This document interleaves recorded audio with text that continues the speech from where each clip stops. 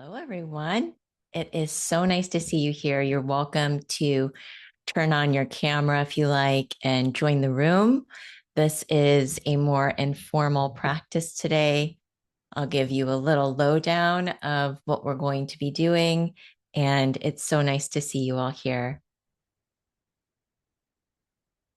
If you'd like, you're welcome to type into the type chat. Let us know where you're zooming in from.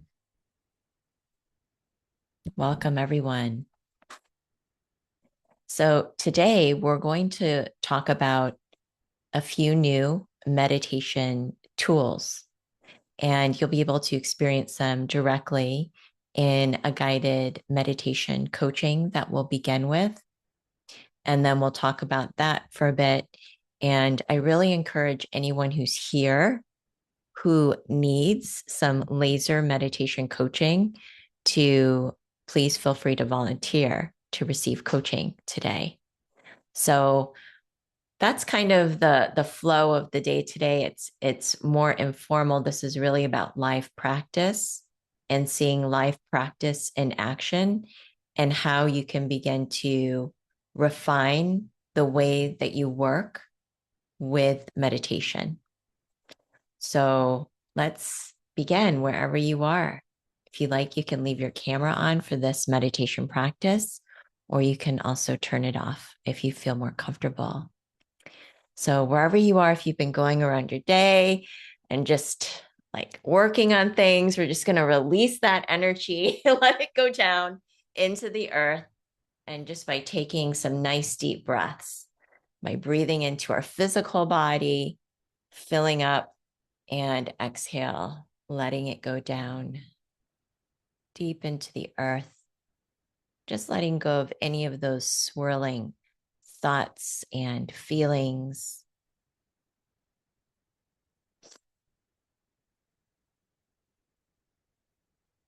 Letting your attention settle here.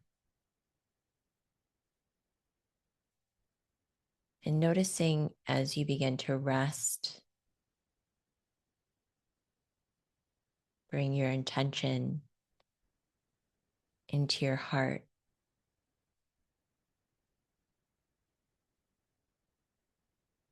And your body.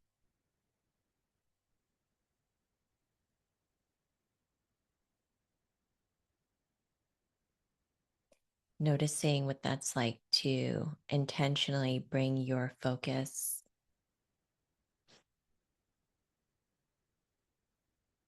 into your heart and body.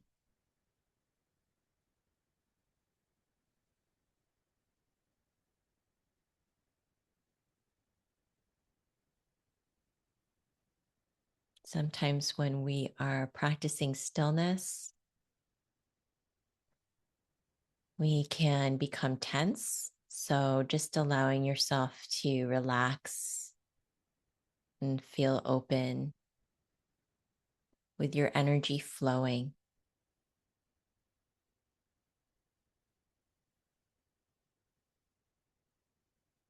in this place of stillness.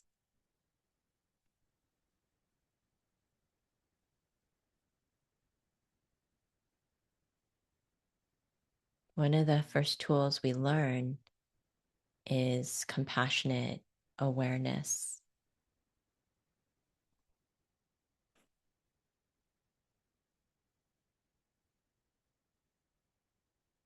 Change through compassionate awareness.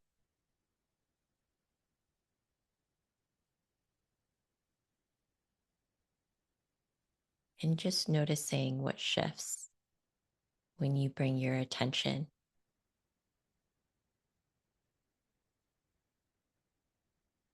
to loving kindness.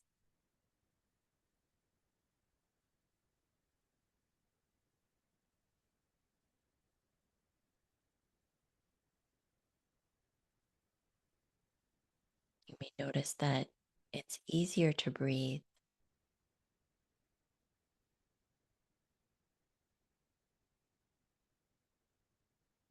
to feel present even.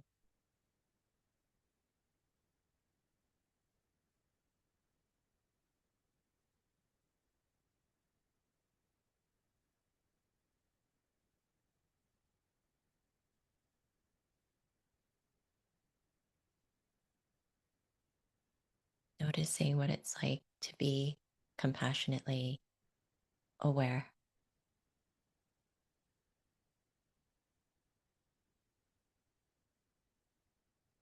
of yourself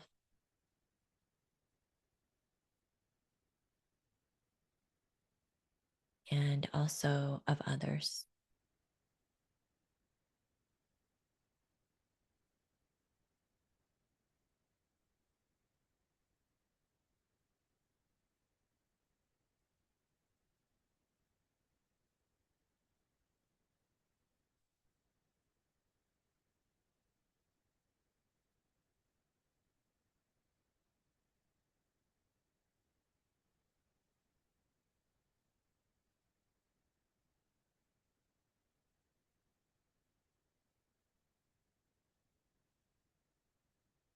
And as we experience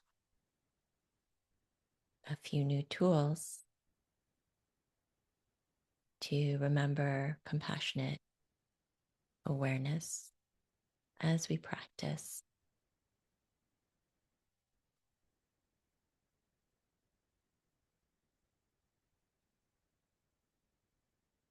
And the first is to just imagine a blank canvas in front of you.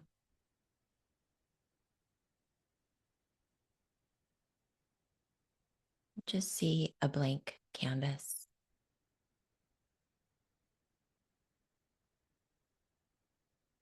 Imagine that you were starting here with a white canvas. Where would you begin if this were the canvas of your life?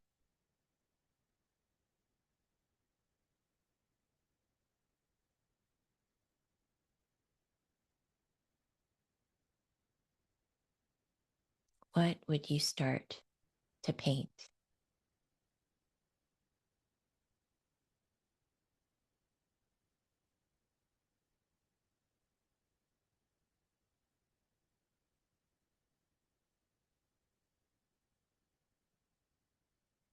What colors would you use?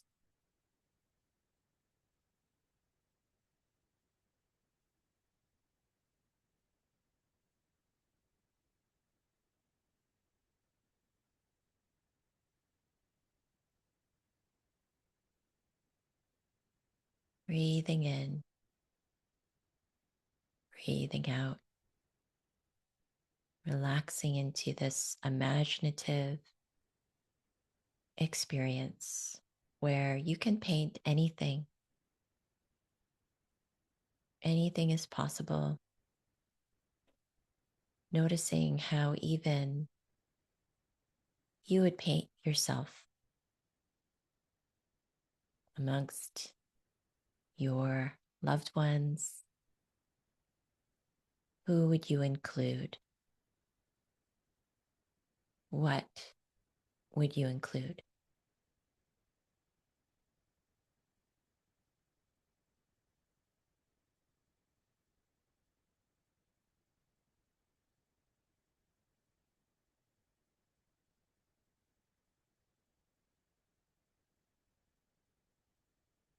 Noticing the feelings and the textures,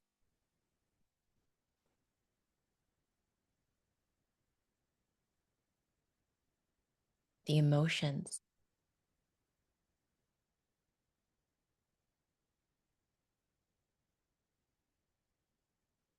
letting your paint be your heart's desire, letting it come through.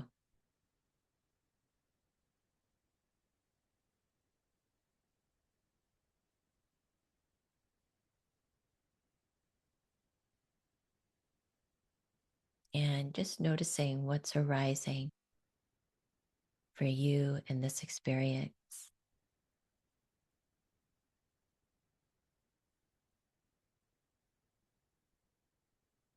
If you find it challenging to know what to paint, or perhaps it's easily flowing for you, just noticing with awareness, with compassion.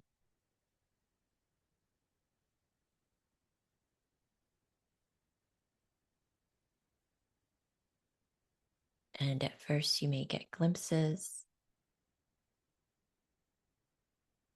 And this is an experience you can always return to.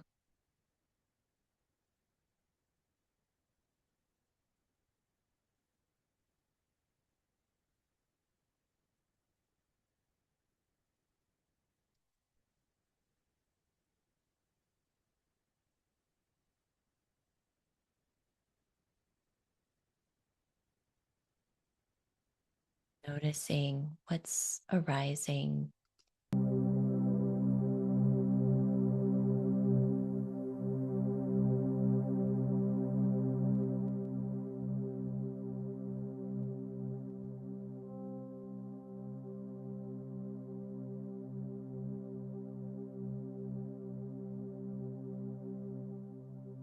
What kind of energy you want to include.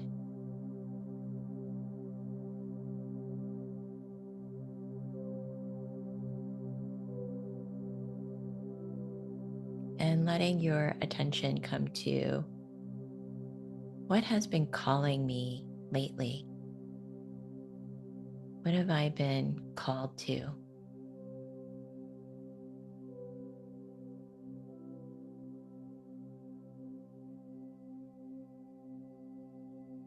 What have I been curious about?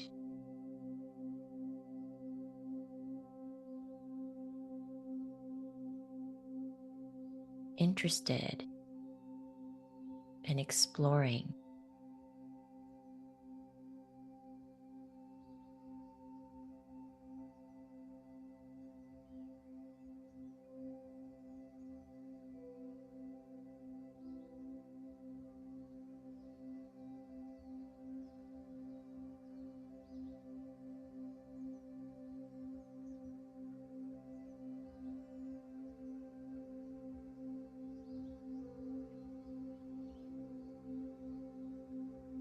Breathing into the heart and exhaling out.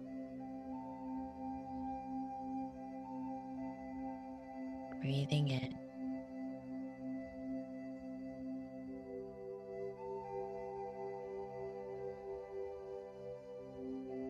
Breathing out.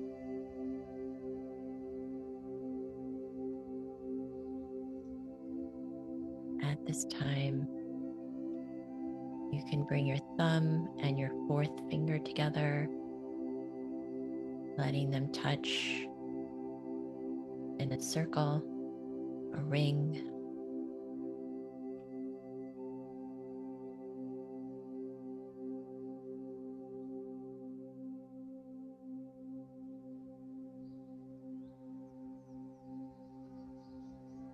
Notice the energy flow between your thumb and the fourth finger.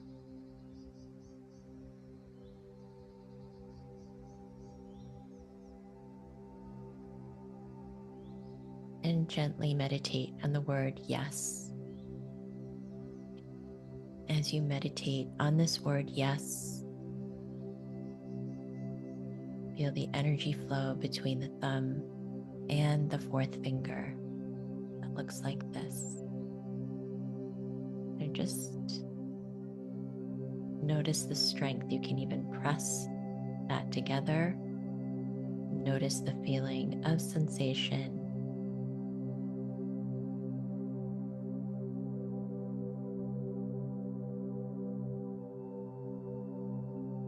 Exhale, let it go. Release that focus. And now you'll gently meditate on the word no, bringing no into your center, and then also feeling that connection between the thumb and that fourth finger.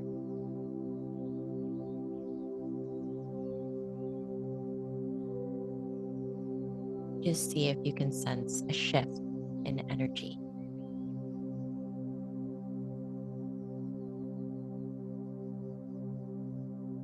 Notice what happens when you push the thumb and that fourth finger together with the internal message of no.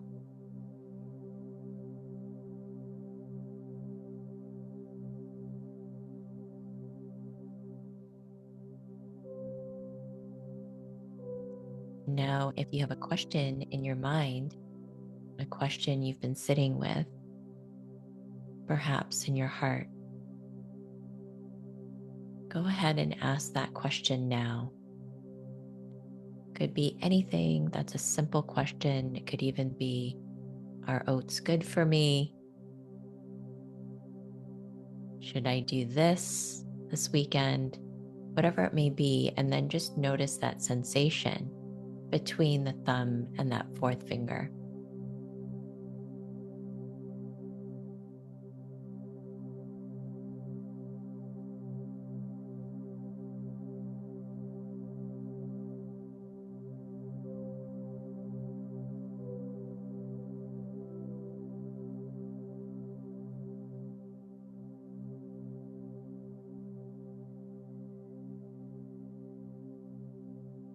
And we'll return now to the heart space. If you'd like, you can place a hand on your heart.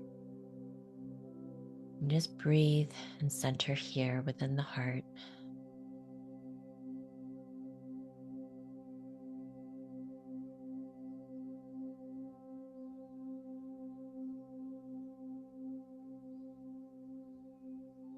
Letting the deepest sense of calm and peace flow into your heart space and throughout your body.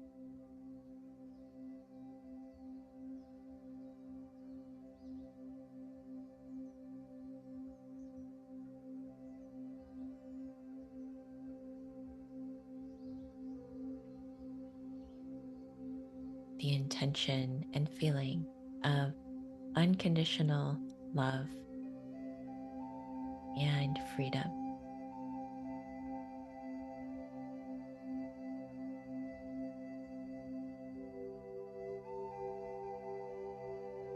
Just closing with the image that you had started to paint today.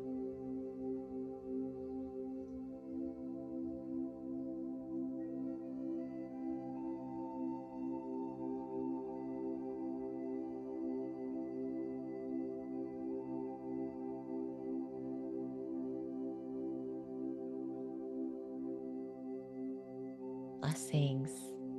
Namaste.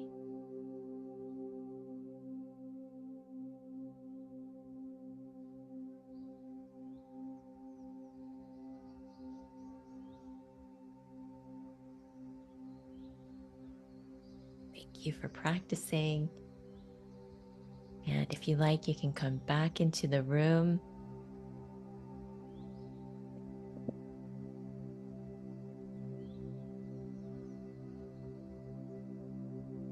And I'd love to just share a little bit about some of the tools we practiced.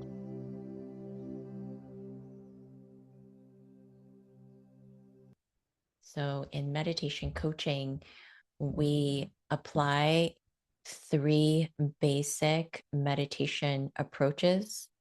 The first is focus meditation, where you're giving your mind something to do, a specific focus that creates concentration within the mind and your body. The second is awareness meditation, where we're aware. It's the same concept as open monitoring or insight meditation, where you're just aware of everything and anything that's arising without judgment. And that third approach is visualization, and that's utilizing the faculties of your imagination. So in meditation coaching, we can invite people into the power of their own imagination, a realm where anything is possible, a realm of new possibility, of new ways of seeing, thinking, perceiving, and creating. Because so often our mind is going back to the same track. So often we're repeating the same thoughts, the same beliefs, the same stories. We're waking up the same every morning. So, what happens when we tap into the imagination?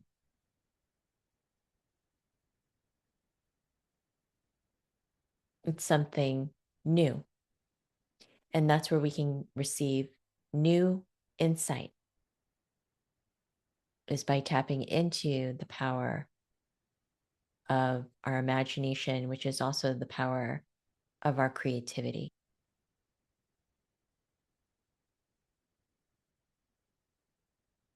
So that's one of the tools. And the second tool is energetic strength. And those are the energy tools. So noticing when you're feeling energy around something and the quality of that energy. When you put your focus somewhere, what is the energy that is flowing to you and through you?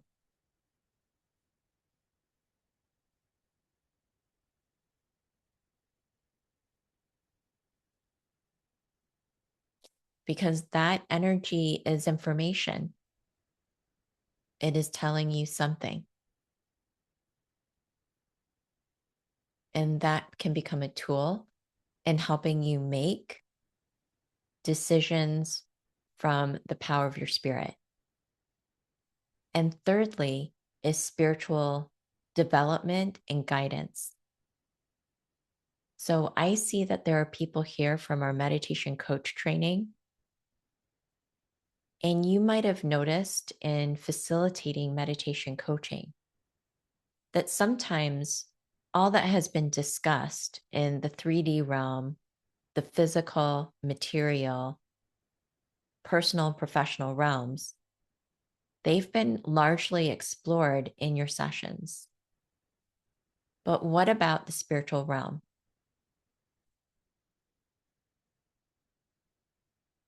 What about the realm of somebody's spiritual development and growth?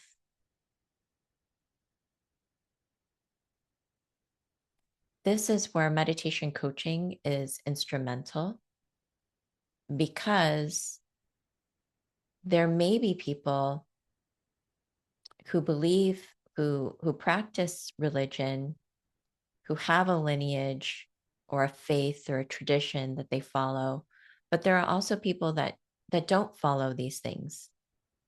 They may just have their own meditation practice. They may just have their own energy healing.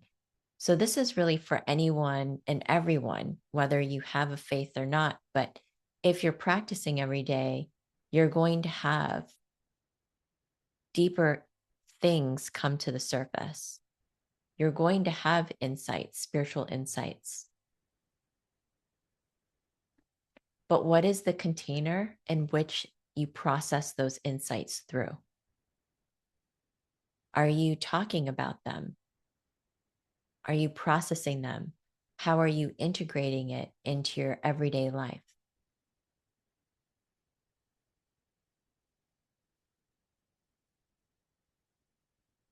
And this is really the pinnacle of meditation coaching, which leads to self actualization and self realization, is this spiritual coaching and inner guidance that you're providing as a meditation coach. So I'll just give some examples of things that go out of the realm of what we may be approaching in regular coaching. So, for example, your dreams, you may have powerful dreams that come up. You may be having synchronicities, profound synchronicities. And having those dreams and synchronicities or symbols that you keep seeing over and over again, whether they're numbers or animals or whatever it may be, or you're going through profound life transition like death, birth, dis-ease.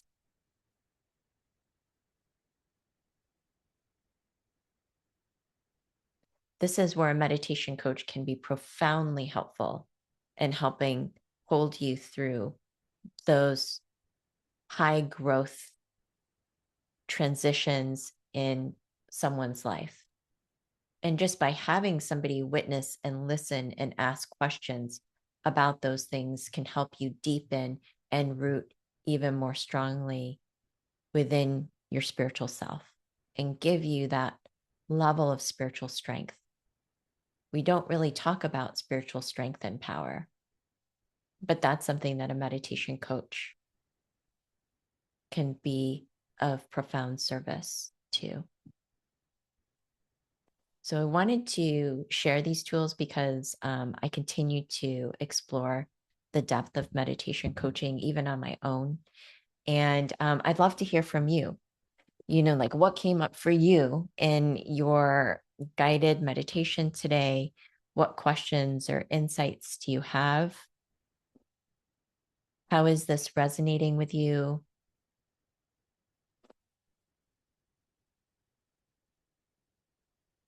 Landing with you?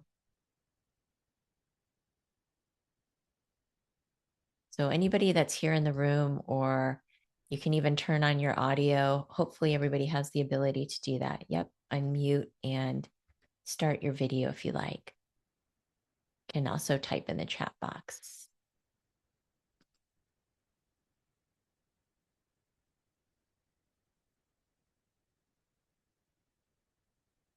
So what's I think hitting you the most right now? Everybody's really just sort of quiet. I'm just curious, like, is it Tyler? Hi. Oh, thank you for that. It was quite the experience.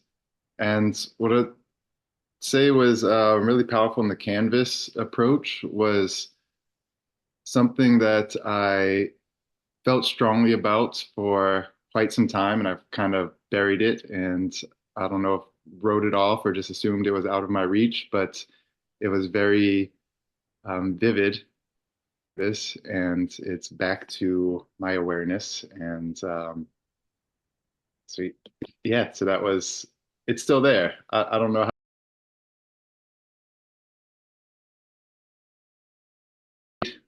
desire and a heartfelt desire that has resurfaced. That's amazing. That's beautiful. And really, when we're using imagination, it's a tool of permission, of total permission. Because what I often find when we're coaching people is that there's so much that's kind of in the way of the now, right? Like we're already in the role, we're already doing like in our roles, that sometimes we can't even start with that blank. So when you start with something that's blank and that's all you've got, then you can just create from that new place rather than going, well, right now I'm way over here. So I don't know how to get from over here to over there. There's a lot of this, like, how do I hold this and that and do that plus this? And so what it does is it just wipes it all away, wipes away the past. Let's just start from right now where it's just blank. What am I going to create today? What's not just top of mind, top of heart, what's most present? What really wants to come through? Kimberly says, my own imagery confused me. When that happens, I try to decode what it could mean. That's really interesting. Yeah, Kim. Do you want to share any more about that or? Well, I'm not a painter, so I don't know anything about painting, but it was like a 3D mixed media art, but it had like a center that was almost like a ball, and I'm like stuck. I'm like, I don't know what that means. And honestly, if I was coaching somebody, I'd be like, I have no idea either. Yeah, that sounds like something that you could start writing about and just notice, like, in your writing, what starts to come through. What does that ball represent? Okay. I guess I'll have to start writing because I really have no idea. Like, okay. Yeah, it can be an opportunity for contemplation where you're just sitting with not knowing, but you have something that you started with. Okay. Mhm. Oftentimes, what I find too, what gets in the way of meditation coaching is figuring things out because the mind always wants to knock everything down. The mind wants a plan, right? It wants to have a strategy. It wants to have the like end goal in mind. It wants to have, the vision, which is completely understandable. But when you're entering into something new, oftentimes it's like beyond what the mind knows.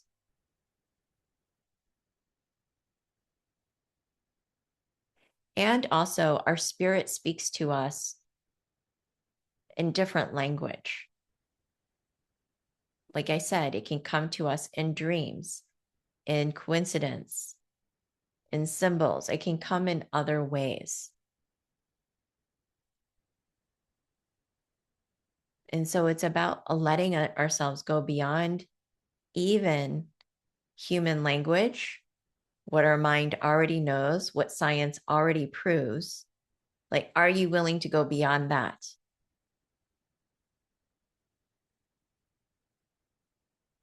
Be that open, because I truly believe right now the invitation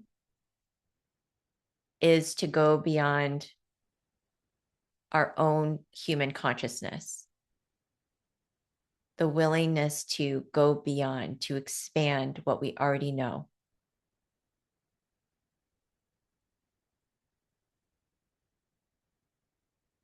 So when we expand, there's a period of suspension.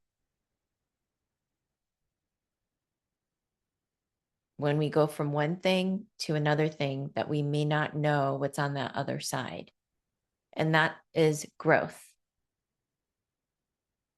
But when we keep doing what we already know out of safety and security, and just that's the way it is, then we won't see any real change.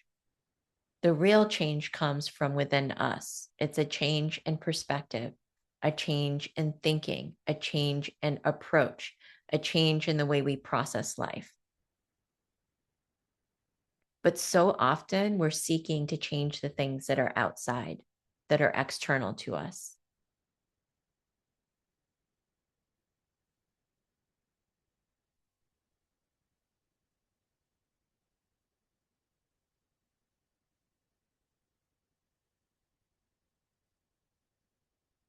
Who would like to receive coaching? Is there anybody who would like to receive coaching?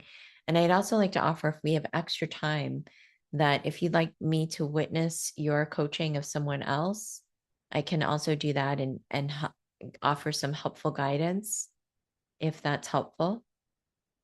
So I'd like to just see if somebody would like to receive coaching. And if so, just let me know specifically what that would be. So again, not so much as like, I just want to feel more calm, but I would like to feel more calm in my relationship with my boss, something like that, where it's more specific. Um, okay. And Johnny says, this meditation helped me to settle into the calmness of my breath, which brings me more peace of mind. That's beautiful. Yeah. The imagination really does allow you to like settle down as well, I find. And um, it's not given the level of credibility I feel often in our world today because it's considered frivolous, right? Like if you're daydreaming, if you're imagining, you're doing something else that's not productive, right? Like we're so ingrained to be like doing and productive and being a good citizen of society that we're not given that like luxury to just dream and daydream and say, oh, wouldn't that be fun? Wouldn't that be lovely? Because that's really where that energy starts, is from that realm, the new possibility. So here to like expand the practice of meditation coaching. Okay, January says she'd like to receive coaching. January, can you please just type chat what you'd like to receive coaching on, or you can tell me now. Um, I have not been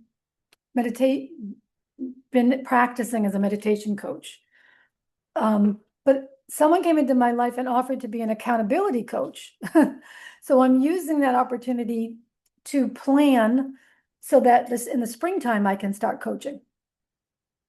Because I had to take time off. My father had a stroke and I had to take care of him, and it was a long, big to do.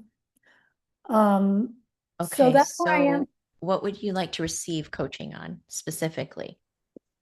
Just getting unstuck. I just feel like I'm so stuck. Like now that I've taken care of my father, I'm trying to get back on track.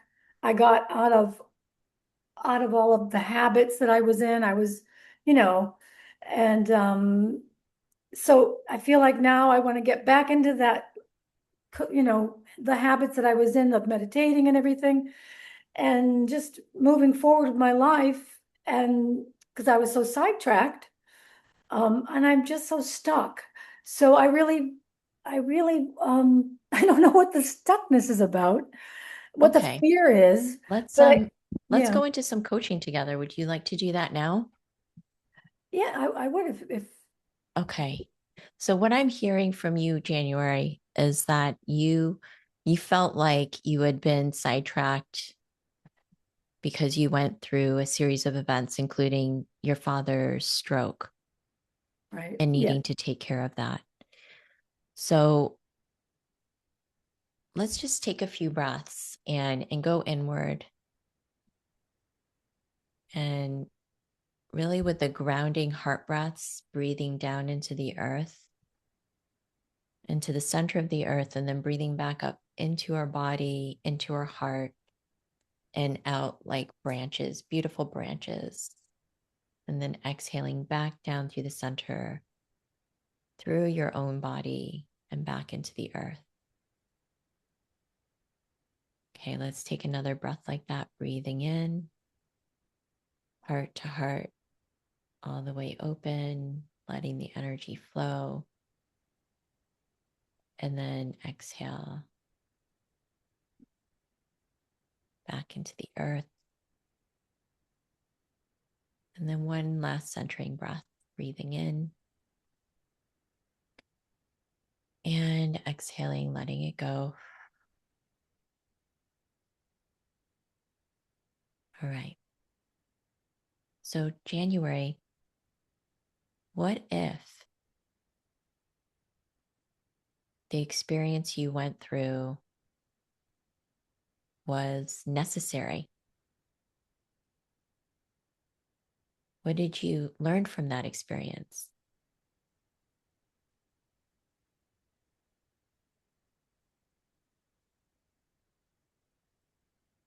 well, I I learned I'm strong, I suppose.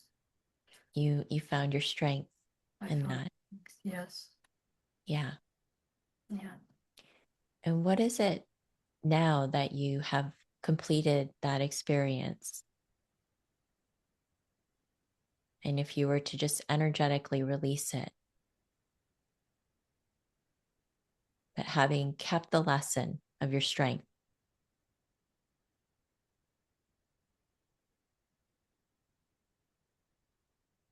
where do you now feel called to bring your focus? Well, I need to focus on getting work, and I keep thinking to myself, why don't I get a part-time job working for someone while I build my business? That's what I want my plan to be. Um, but it just Okay. doesn't seem to be happening. Okay. So, what are you doing to find a part time job? I go on Indeed and I just fill out all these little applications. And Okay. And what else would you like to be doing? How are you starting your day? I start my day I get my breakfast and I start my day in my bed chanting. I belong to a faith, and one of the things we do is chant, and so I chant while I'm in bed. And then I get up, I have breakfast, and then I watch the news. And then I just, get on the computer and, do what I need to do, or, just, I got to start working. So, Okay. And when you say you've got to start working, what's motivating you to start working? I gotta, I got bills. I have to pay bills. Mm-hmm. So it's money, financial, Right. that's bringing you there, that need for that. Yes. Okay. What if that wasn't a need for just a moment? What if that wasn't a need? How would you want to engage in work? Well, what I really know about myself is that I need people in order to be productive. I'm, I can just keep myself busy and not even focus, but if I'm with people, that helps me so much. And that's why I thought if I get a part-time job, it'll catalyst me because I'll be interacting. But I get very little done when it's just me. I know some people can work with just themselves and a computer, but I just seem to need this interaction. And so it's frustrating, you know. Okay. What could you do? What could you do to create that engagement that that feeds you, that you need?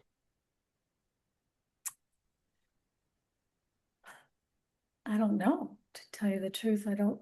Because you had mentioned accountability person.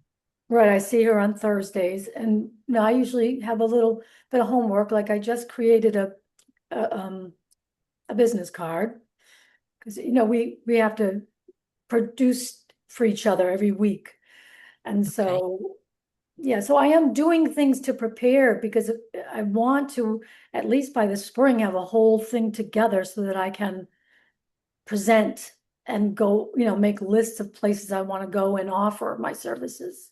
Okay. And what is the energy of the stuckness? Because it's almost as if you are doing these things, and correct me if I'm wrong, that you're going through all the steps, right? You're trying your best to go through the steps, Yeah. but underneath there is an energy. Underneath all of that, it's like you're trying to carry out these steps. You're trying to perform and do the right things that you're supposed to do to get a job, to make money, to pay the bills. Right. But there's a whole energy underneath that. Yes. What's Um, missing here? I guess personal stuff that I don't want to share, but I have like a heavy load from things that happened in my past. And I feel like it's like dragging a chain and ball around Yeah, all the time. because there isn't, I'm not hearing right now, January, the levity.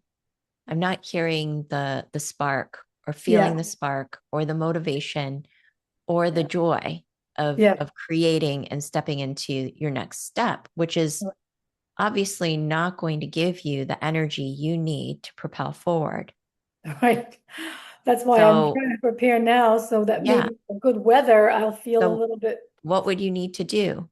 What would you need to do to release this heavy baggage that's kind of dragging you down? That I don't know. What if we just practice, just for now, detaching the heavy baggage? So, you don't Okay. have to say what happened, Uh-huh. but just for now, imagine just like a rope, that heavy baggage breaking down and going and flowing into the ocean behind you right now. Okay. And it's not there anymore. Okay. And it's flowing away. And your energy is no longer attached to it anymore. Okay. That feels good. And after having released that, just bringing your own energy back in, your Yeah. own spirit.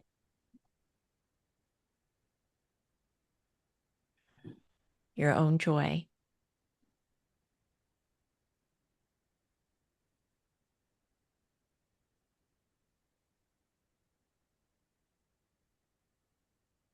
I think, What would it be like to create from this place? To I guess, start anew from this place, a fresh place. well, a little bit lighter. Mhm. Um, you know, I think what comes up for me too is that I've aged, and part of me just doesn't know how to be like my mindset somehow got stuck where I was traumatized when I was younger. And it's like I don't know how to really be this older adult that I am. It's almost like I don't want to be because I really don't know how to be because it's like I don't know. There's just this whole like, okay, I'm over 50 now. I'm supposed to act and be a different way, but my mindset is still so much younger. Mm. I don't know if it's a denial or what, but like, I don't know. That seems to be a Well, block. what are you supposed to be at 50? What do you think you're supposed to be? I don't know. I just feel like,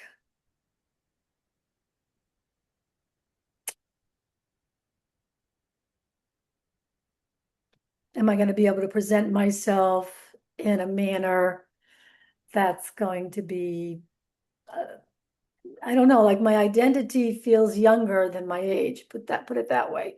And so Mhm. when I present myself, I want to present myself as a mature person, but yet I still have this sort of concept of who am I now that I'm older, and how am Mhm. I going to present myself now? Like, What if you just accepted yourself as you are, January?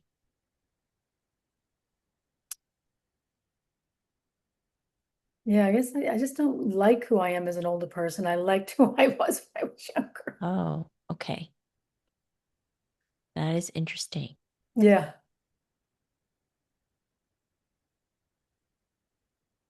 There's this invisibility after 50. I think that kind of comes up that I have to, even like for me to step forward and ask for you to give me counseling. I've never done that. Like it's big for me to just be here on the screen and just ask for that, you know, like to be visible in this way. Mhm. So it sounds like you're navigating this transition as well, a transition of your life. Yes. Yes. Um, and and part of that is just understanding your own self as you Yeah. become older and who you are. And how I'm going to present myself. Who am I as an older person? That's yeah, because my friend said, why don't you tape yourself given a class and then look at that and learn from it? So I Mm, did that and I'm like, I don't like the person I see on the screen. I'm like, that isn't me. It's like I have to find my new identity as an older person presenting myself to the world. right. Like, what do I wear? How do I want my hair to be? And all this, it's like it's like finding a new self or something. Mm, okay. Well, let's pause here and take a few breaths together. Just breathing in and exhaling out.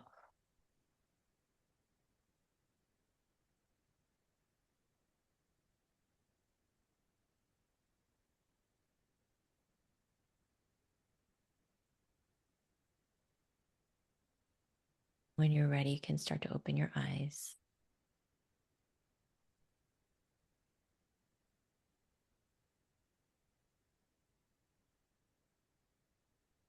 How was that for you, January? It was good. It was nice to allow myself just to receive. It was really good. Thank you. And interesting to see what unfolded from that, right? What started Yeah. out as feeling stuck to what you're really feeling underneath. Mm. And that in actuality, it's not that uncommon Mm. for women who are going through this transitional time of their life. Mm.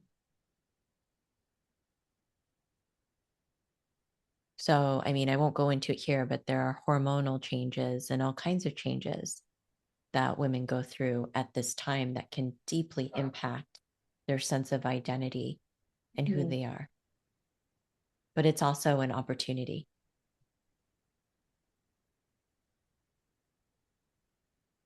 Because it truly is like a death of an old self and a Yeah, rebirth of a new self. it is. It And really that is. middle part feels very uncomfortable. And I'm resisting. Yeah. Yeah. And instead of resisting or shaming yourself, like you should have this figured out by now, but just really sending yourself the love. And then knowing that so many women ahead of you and at the same time as you are going through this kind of change, that it isn't just me. Yeah. And so my last question to you is, what will you do to like hold yourself with kindness? What will you do to treat yourself well, as treat yourself as a precious being who you care for?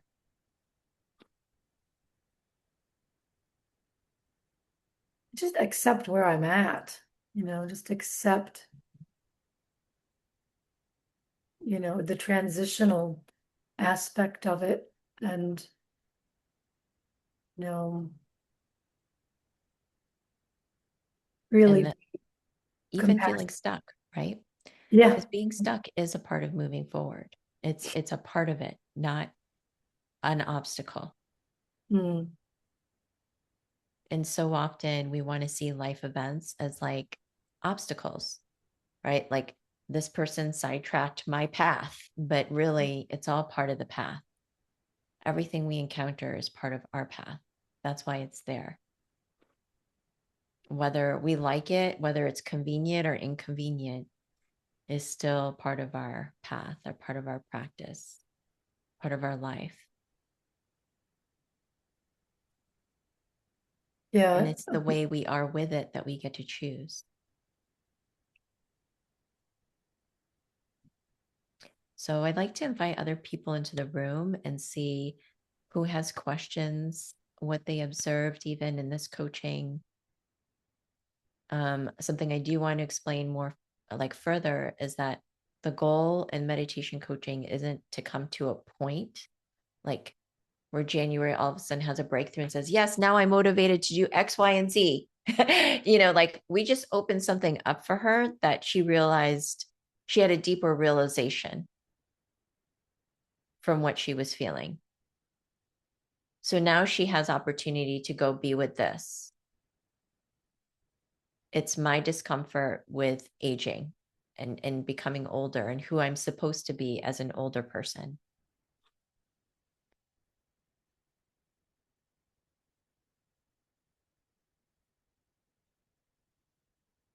So, like in traditional coaching, we're kind of pushing towards a goal in mind. Like you're supposed to knock this down with the mind and then get the next ABC steps, like that's, but we're so much more than performers and doers. And meditation coaching is really like for people that want to go on that deeper inner journey rather than just only pursuing external goals and achievements. Because here's the thing, January knows that there's these steps that she needs to take, but if you don't have the energy for those steps, if you don't have energy to eat right, energy to go to the gym, energy to reach out in your relationships, cultivate connection, there is a deeper energy going on underneath that needs to be looked at first. You can't just skip into performance. You can't skip over that part, because what often I see is that people keep betraying themselves by continuing with performance. They're still betraying themselves on some level. They're still denying themselves something. Okay, Liz. Hi, I apologize for the darkness of my screen. I'm traveling in the car, but didn't want to miss the session. First of all, January, thank you for sharing with us all. You know, as women, and not to disqualify men, but I'm not a man, so I can't speak for you. But as women, as we go through the changes in our or stages in our lives, whether it's age or children or boyfriends, husbands, partners, whatever it may be, you know, we have to just, I think, really accept who we are. And that's a big part of being able to reach out to help somebody else, is you need to have that comfort of your own skin to really believe in yourself and what you're capable of doing. And we women need to sort of stick together because it's very hard for us, I think, as we do age. Um, I could be the oldest one in this group, I'm not really sure, but for me, the determination has become stronger as I've gotten older because I feel like I'm much more wiser. I feel like I have more insight into myself, that retrospective look as to who I am and how I want to help other people. Yeah. And I think you just need to give yourself that chance to do that. You Thank know, you, Liz. once you find it in yourself, I think then you can spread it out to other people. Yes. Thank you for sharing. Thanks. Yeah. And Tyler. And also, that was beautiful. Thank you both for that. The in terms of you saying it's not about getting to a point, can you explain, or I guess explain, I guess is the best word, of so when those realizations come up, and let's say that there is that realization, I'm not who I want to be, yet I'm no longer who I once was, and we're in that gap phase, and you realize that with the client. What are the suggestions that are provided to how to navigate that in between? It's like, I don't, which way do I turn kind of thing? How would one navigate that? Well, I think that's how meditation coaching is different, is that you're giving people a self-resourcing practice that they're practicing every day. So what I think is instrumental is the writing, the journaling every day, and just being with yourself. So in any way, shape, or form, if being with yourself means taking a walk for 30 minutes a day, sitting on a cushion for 30 minutes a day, being on your yoga mat for 10, 15 minutes a day, that's just being with yourself as you are. So I think it's now giving January, like sometimes what I would do when I'm working with people is I leave them with one or two questions that they can either email back to me their response, or we follow up with that in the next session. But it's more for contemplation, not to figure out, but like, January, what would it be like to accept yourself as where you are right now? Accept being stuck, accept feeling in between, in the middle, unsure, uncertain.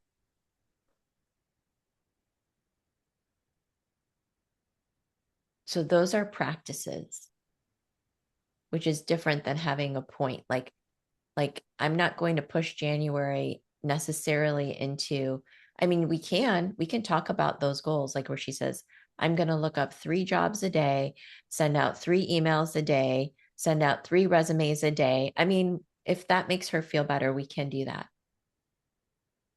in addition to, but it needs to have balance.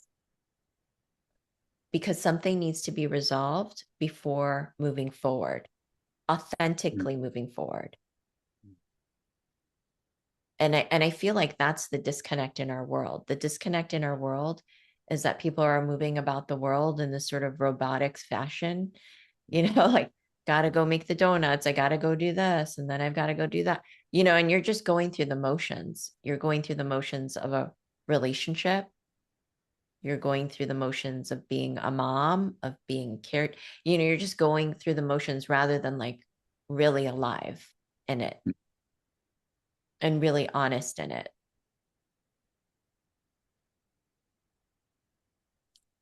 Becky, I hope that helps, Tyler. Yeah, thank you for asking that question, Tyler. That was certainly helpful to me. I just have a few reflections to share.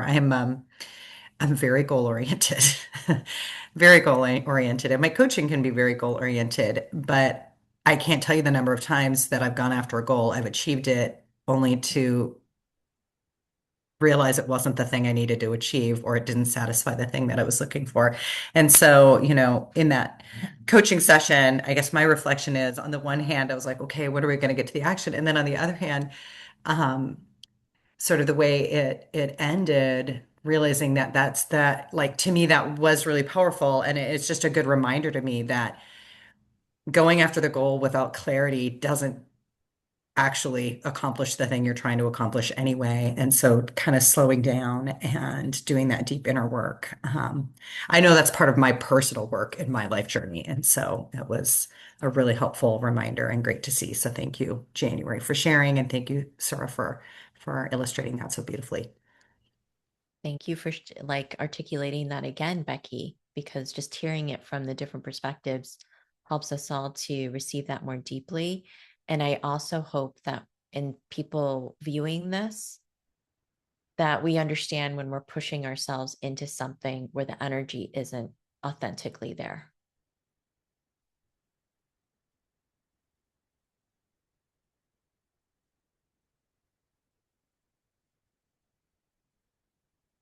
So when we're doing it out of I should be, out of obligation, out of guilt, out of social conditioning, that we're going through actions and we're not connected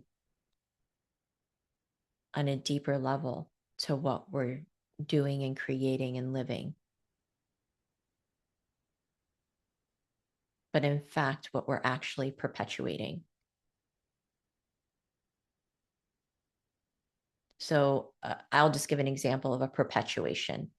So let's say January was like, decided I'm just going to get more hard on myself because I should know this. I should knock this down. I should look good, right? And then you just push yourself harder into it.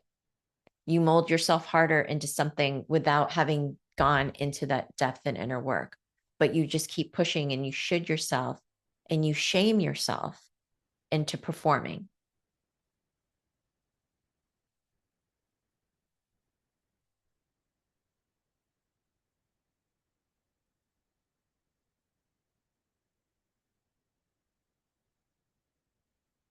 Without addressing the real need that's within the self.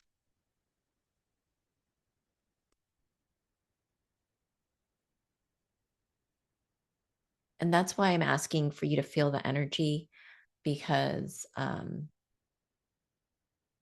there's a reason the energy's not there.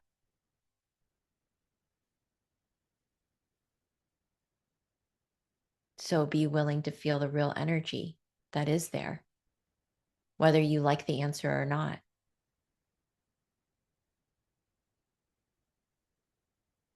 The truth flows. The truth has a vibration.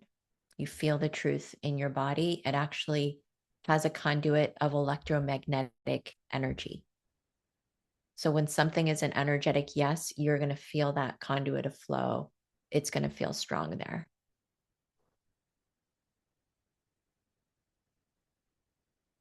And you'll be using your truth as a body, as in your body, as an inner feeling.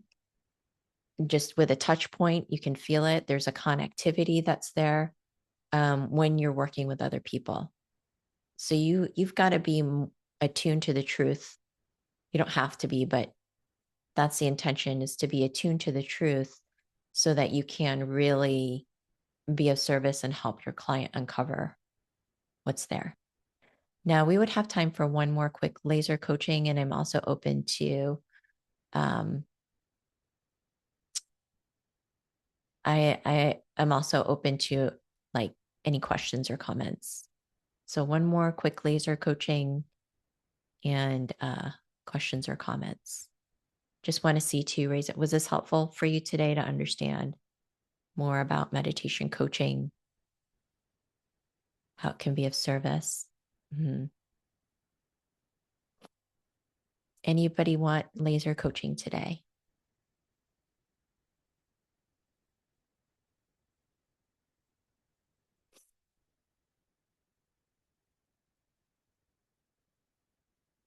Or have questions about meditation? Patricia, what would you like coaching on? All Thanks right. for asking. Yeah. Well, first of all, apologies for not coming on camera. I'm in a part of the country right now that is still recovering from the ice storm and snowstorms. So Okay, I've had inconsistent internet all day long. no problem. Yeah. So I find no video will help us communicate. Um, I was really struck by when you said earlier, what about the realm of someone's spiritual development and growth? And where do they come from? And you said maybe it's secular, maybe it's religious, maybe it's a different practice of healing. And I'm paraphrasing. I took notes, but I'm paraphrasing. And so I was thinking in about 21, I'm from the United States, but I do work all over the world. And in about 22 days, I will do the first round of a program in Lebanon. And Lebanon is about as diverse as you can possibly get. So there are Christians and Muslims and Druze and non-practitioners and community practices. And I actually have been, I'm going to start crying. I've actually been sitting with my co and and this gets to something else you said. I'm the project manager, program manager, go get it person that's supposed to help them with their projects. And he is positioned as trauma healing, deep dialogue, some level of meditation. And I have been sitting with, why do we identify ourselves that way? Why do we make our identities so distinctly different? One. And then two, I actually said to our team yesterday, I feel really strange because we're supposed to be supporting them and coaching them. And you cannot deny that we are coming there from the outside as Westerners. He's Dutch, actually. Westerners, Northern Europeans. And are we going to unwittingly bring a reflective practice or a meditation practice that is out of sync with some of our participants? And so seriously, I'm gonna start crying. I think it's almost like you channeled us. So I'm curious what you mean when you say the practice or the reflection can sit well, in this variety of practices that they might have, religious, spiritual, and other. So can you help me understand that? Yes, because these are meditation and energy tools. They do not require a belief like that you have to subscribe to something per se in order to practice them.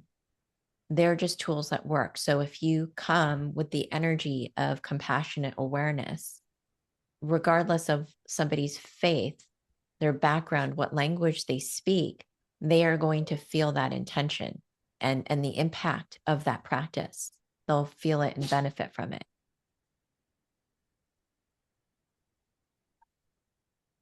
And I'm so curious, do you know this as a philosophy, or do you know this because you've been in situations where, you know, you brought an energy to the room and there was so much diversity in the room, it really just didn't matter? It's experiential. definitely an experiential practice. I think I have practiced this now in many parts of the world, having gone for the purpose of spiritual learning as well, for example, in Asia. But they really are everything across meditation coaching. And what we're teaching through suraflow is meant to adapt and integrate with every modality, religion, faith, and background. It is an inclusive, universal practice. So Yeah, just and in the practice of breathing, like breathing into the heart and breathing out of the heart. yeah, and so so I said to you that we have these sort of distinct parallel identities that are supposed to complement each other, my co-program leader and I. Um, and he actually has a strong business background like I do too. You know, we're both MBAs. He was a controller at some point. You know, his direction has gone in this very pronounced way. And sometimes I feel like what we're talking about here, I want to be an equal partner in bringing that reflection into the room, that quietness and so on.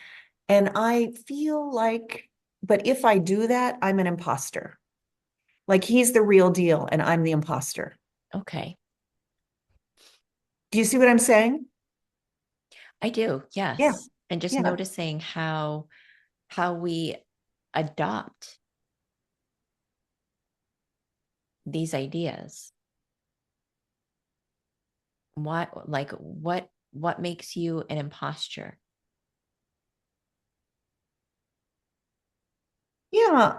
For me, I think it's because, you know, how I'm trained and all my rewards come from. And you really articulated it really well earlier. They come from getting people to jump over hurdles, meet certain goals, you know, think of themselves in terms of key performance indicators, right? And that is part of what this group needs. But, you know, it's an environment that's gone through port explosions and war and difficulties among different groups. That's not all they need. And in fact, something we're wrestling with right now is how many large institutions come into different parts of the world, including a place like Lebanon. And for them to get funding, they are required to sort of do and act the way we do and act. Do you see what I mean? I do. Yeah, Yeah. absolutely. I do. Now, what is your intention coming in? What is your heartfelt intention? Yeah. I seriously, I'm going to start crying because my heartfelt intention is sort of what you said before. And by the way, I thought your interaction, January, I learned a lot from hearing the conversation with you. But I think my heartfelt intention is even in the applications for this program, there's what they say they want to do that would be success. And I think my heartfelt intention is something there are a lot of things that are going to get revealed that don't look anything like what was put in the applications. Like really what my heartfelt intention is, what is their heartfelt intention for what they want to bring to their own communities and country. Right. And so I'm very present to, unless I stay present like the way I happen to be feeling right now in this conversation, we'll just end up repeating the sins of the past, so to speak. Right. I think you're in a beautiful place right now. I really do. Because Yeah. it sounds like you have become clearer in your intention, which I hear is true alignment for the people that you're serving and working with. That Yeah. what gets completed is completed from a place of alignment and integrity, not because they are made or forced into, which our society very much perpetuates. The Yeah. And performance, the I would tell you, productivity, the doing, right? Like you've got to do as I say, where there's no internal connection point that's there. What we're looking for is the internal connection point. the intrinsic motivation. That's what we're looking for January. That's what we're looking for everybody. And without that, then all the actions become meaningless and the achievements become meaningless. Yeah, and so I do want to say to you that I know, and I know we're coming to the end here, so I don't want to take up too much more time, people's time, but I see that what I'm going to have to wrestle with here is my own ego in the matter. Because my ego says I'm going to have to tell future funders and so on, well, we did this and we did that, and the projects did this and the projects did that. And it's going to be interesting, I think, and this conversation is helping me see it. How do I keep my own ego in terms of the way we evaluate success in check in reference to what really would be a transformative experience for the participants? And they may not look the same. Yeah. Thank you. And what you'll find is there might not be a clean answer there, but there'll be an awareness. And that is worth practicing. Yeah, thank you. And having awareness. And so I invite everybody back into the room, and I know that this has really sparked, new insight with I think, really it comes down to how do we stay in integrity with our inner and outer self? Can I still feel good about myself if I'm not proving, producing, performing? Proving that I'm good, proving I can achieve, proving this, proving that. And so often we're just going automatically into the proving and performance mode, and we're forgetting this whole other aspect of self. We're either betraying, denying, suppressing an aspect of self in that. Sometimes we move in certain directions because society rewards certain directions and punishes other directions or looks down upon.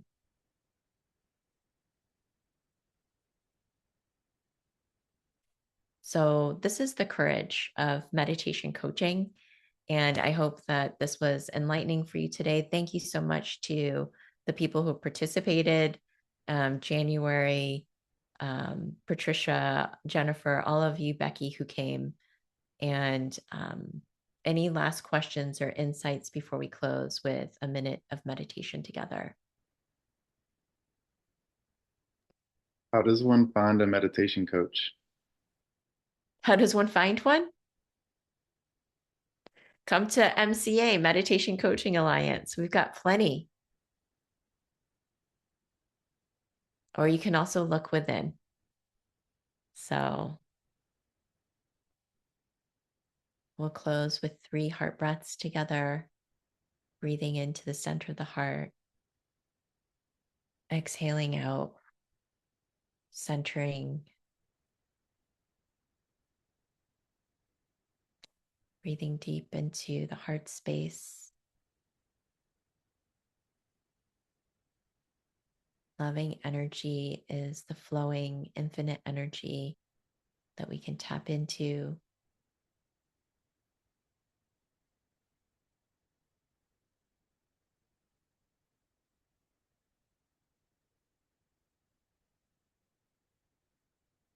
One more breath like that, breathing in and exhaling out. Just remembering your canvas today, your masterpiece. That is your life, your art, your creation.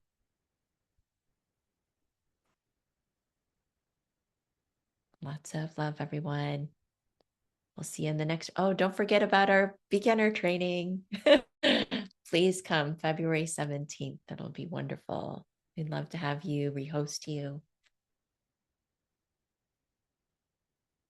Have a beautiful day, everybody. Hope to see you soon again.